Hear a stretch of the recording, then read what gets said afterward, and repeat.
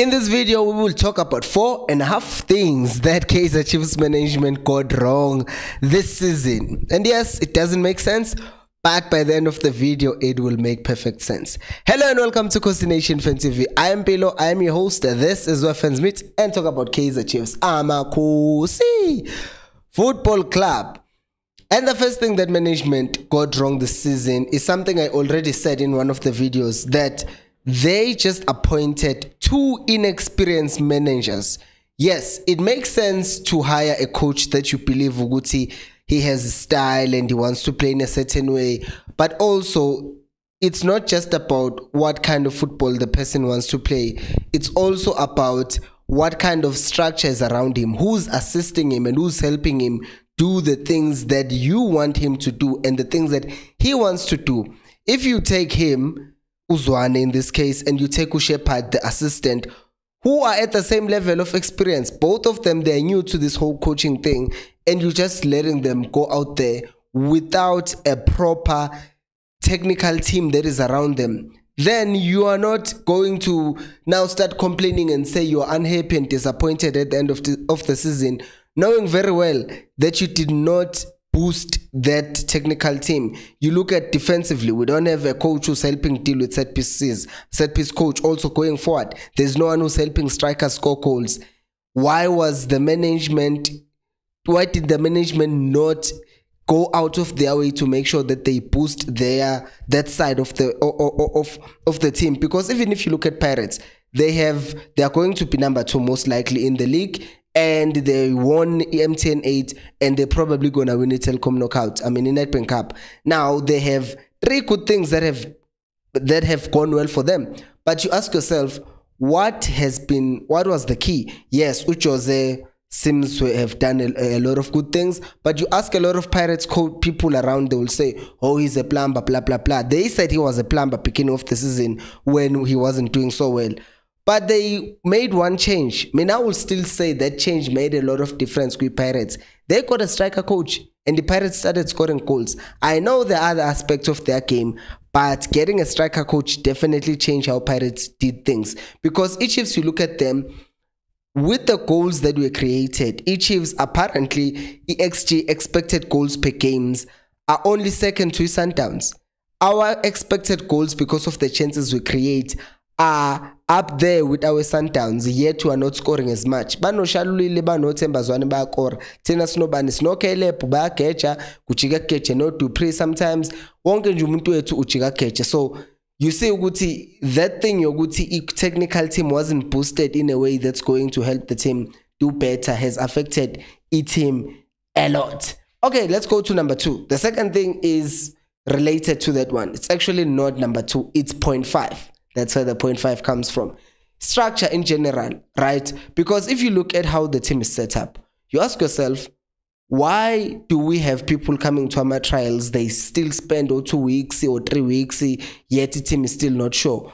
Who is doing the vetting of the players who should come to our trials in the first place? Because you get players who come to our trials, they stay for 1 week, and you see, Guti, how were they even vetted to come to our trials in the first place? Because this player, it seems like they were not even that impressive with my trials. Because as we know, my trials, you don't just get anyone to come. You get impressed by something in them and then you invite them for my trials. But good Chiefs, it seems like the people who were invited for my trials, some of them were also just clueless, yet they were invited for my trials.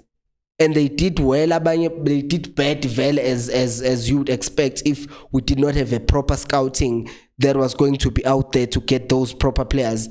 Then that is why my trials, most of them just turn back. I know my trials would not everyone gets in, but the rate at which the amount of people who didn't make it after being on trials is just sad. And you look at the people who eventually, Caleb, for example, who got in and was signed after my trials, look at what he did. So then you ask yourself, the structure, the recruitment structure, how is it set up to make sure that we always get the best players possible? How do we look out there and say, what do we need in the team? Oh, we need a defensive midfielder. Let's go and get a defensive midfield. No, we go out here, we sign all the central midfielders that we can find. Shame. Point number 2 is transparency. And this one, I will talk about it actually later. But in this one, I will start talking about false promises. And this has been happening a lot, and it's annoying, and it's annoying. This also comes in a form of what Zwane says, and it also comes in a sense of what Upobi Mtaung said, like on his birthday in January, oh, we're not done signing, blah blah blah. He said it publicly to try and hype the fans up, and we're hyped up with, okay, Chiefs is going to sign a replacement for Blom, probably. Oh, apparently they were trying to sign Umtansane and it didn't even materialize. So all these promises that they keep on making to us fans, and then they end up not making or bringing them to life, then we end up just holding on to hope. And they've been doing this for the past 8 years. And now, because of that, Chiefs does not have quality players that are good enough to compete and win things in the league. If you're enjoying the video, by the way, please make sure to subscribe to the channel and also like the video so that YouTube can spread it to more people like you. And the other thing that is linked to the thing is that Uguti, after making these false promises, Chiefs are then not transparent with how they do these things, right? I'm not dealing with the Chiefs. I know Uguti, it's a family business, blah blah blah, but at some point we are also stakeholders in this, because we invest emotionally, we invest financially, people going out to watch a team play every other weekend, but there's no transparency. And what we end up getting is we end up being fed by the newspapers telling us Uguti Chiefs are going after this player or after that player, they failed to sign this player and that player, but coming out regularly, even updating us on Twitter Spaces, because that's what they promised to do, by the way, to have Ama's Twitter Spaces from time to time, even Ama press conferences where they can just update the fan base, because Sibaningi fan base Chiefs and cool to just from time to time update fan base who good, okay, this is what's up, this is what's happening, we're trying to go after certain players and it hasn't materialized. We'll let you know when these things have materialized with the players. I know we don't want every dealings to be public knowledge, right?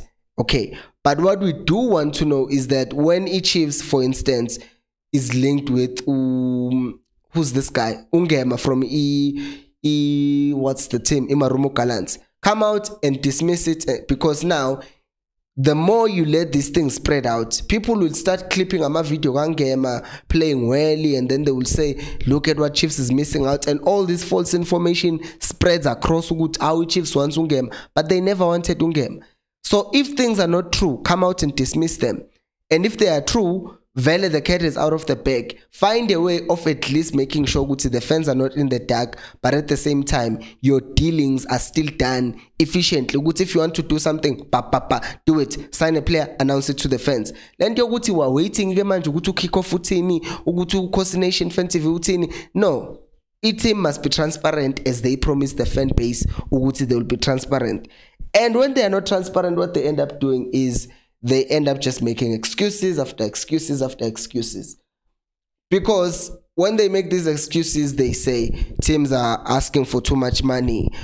In case of who's this guy who Pulemoti Arrows Bafuni Malening, blah blah blah. You found out Guti Modi was for sale for less than 2.5 million. They talk about these agents are taking advantage of each Chiefs. You find out they were not offering it delay proper for Plum.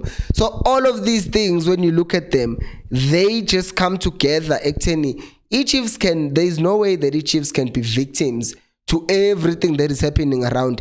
So everyone is just mistreating Chiefs. I know there is a certain amount of truth into that, but sometimes because they are not transparent with us and they only come out to defend themselves, it then makes it harder for me to believe in management when they say something, because to me it seems like they're just making an excuse to get themselves out of this, because they've been doing this for the past 8 years and nothing has worked. So all they have to do is knowing Uguti they have a bigger fan base. So if they come out and say Arrows wrong, so Arrows very bad, Arrows true, there are some things that are true in that, but it's not always Uguti Chiefs are victims. Sometimes the Chiefs are just making excuses themselves. What did I leave out? Let me know down on the comment section below. Thank you so much for watching, and until next time, remember, equals Alpelu Moy.